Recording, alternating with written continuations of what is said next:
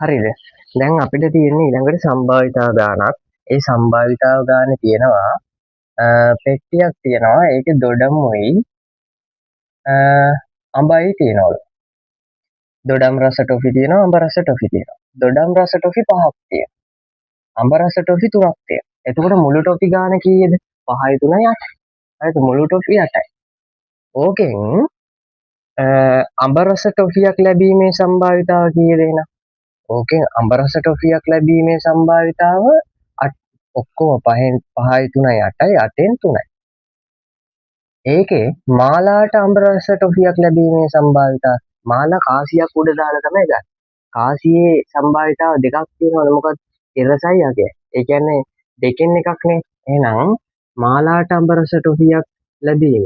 මාලාට අඹ රස ටොෆියක් ලැබීම අඹ රස ටොෆි විතරක් ලැබීම 8ෙන් 3යි. මාලා කාසි උඩ දාලානේ ගන්න. එහෙනම් ඒකින් නෑ මොකද්ද සිරස ලැබුණොත් නේ අවස්ථාව හම්බ වෙනකන්නේ. සිරසයි අගයනේ කාසියක තියෙන දෙපැත්ත. ඒකට සිරස ලැබීමේ සම්භාවිතාව දෙකෙන්. 3 වරක් එක 3යි 8 වරක් දෙක 16යි. එතකොට මාලාට අඹ රස ටොෆියක් ලැබීමේ සම්භාවිතාව 16න්. හරිද? ඔන්න ඔහොම තමයි ඒක හදන්නේ.